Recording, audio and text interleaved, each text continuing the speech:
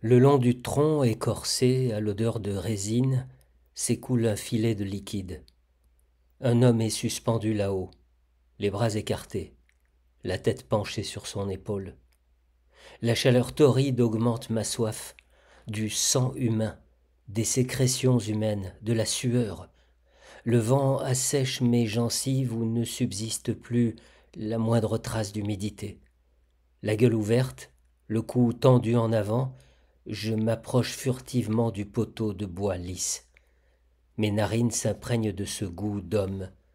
Dressé sur mes pattes de derrière, en appui sur la queue, j'allonge le cou, je remue les vibrisses, je tire la langue, le but est proche, de plus en plus proche. Sous l'effet de la chaleur, le liquide sombre se coagule et sèche sur le bois tiède. Je sautille ici et là autour du tronc, en vain. La lumière m'éblouit et je retombe sur mes pattes de devant, le ventre contre la terre imbibée de soleil. Je me repose avant de faire une nouvelle tentative. Le sang humain étancherait ma soif et calmerait ma faim, il me redonnerait des forces. Tu t'es retrouvé ici par hasard, parce qu'on y a déposé la caisse débarquée du bateau. Tu as découvert un sable effroyablement clair et scintillant et des serpents qui rampaient parmi les rochers. Sauve-toi! Tu es fait pour les caves froides et les égouts, les boyaux sombres et les cours ombreuses. Tu es une créature des ténèbres. Sauve-toi, fuis le plus loin possible. Le sang m'attire. Je voudrais me remplir le ventre de ce liquide de vie qui renouvellerait mes forces, décuplerait mon énergie, mais il a cessé de couler. Il s'est infiltré dans le bois où je ne peux plus l'atteindre. C'est impossible. J'ai beau tourner autour du poteau, tendre l'échine, faire des bonds. Une ombre qui passe t'effarouchera.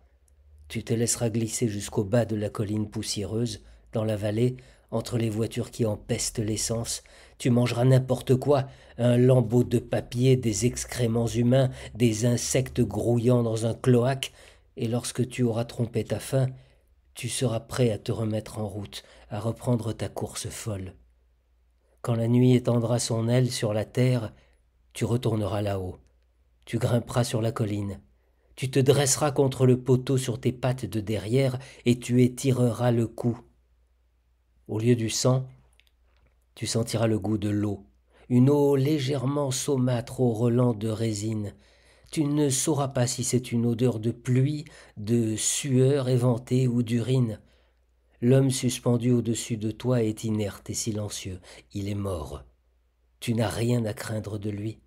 La chute d'un caillou te signalera l'approche d'un serpent et tu t'enfuiras, tu dévaleras la colline, ou plutôt tu te laisseras rouler jusqu'en bas. Par une fente entre des bâches, tu te glisseras à l'intérieur d'un camion. Là, tu t'endormiras. Le bruit du moteur qui démarre te réveillera. Tu oublies, tu t'éloignes et tu oublies. Les poursuites, les fuites successives, le paquebot, la ville. C'est maintenant seulement que ce souvenir remonte du fin fond de ma mémoire. Il m'est revenu en même temps que d'autres, vagues et nébuleux, images pâlies et incertaines qui se forment devant moi dans les ténèbres.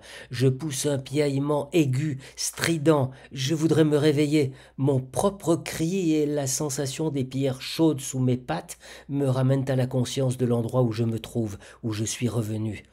À moins que je ne sois encore là-bas, et que cette obscurité qui m'entoure ne soit celle d'une nuit chaude sur la colline enveloppée de gaz d'échappement et de la fumée des moteurs, baignant dans une odeur d'essence et de cambouis. Je trottine sur le sol pierreux autour de l'arbre d'où s'écoule du sang humain. La soif me brûle de plus en plus. Mes gencives asséchées me font mal, sans parler de ce vent sec, brûlant, accablant.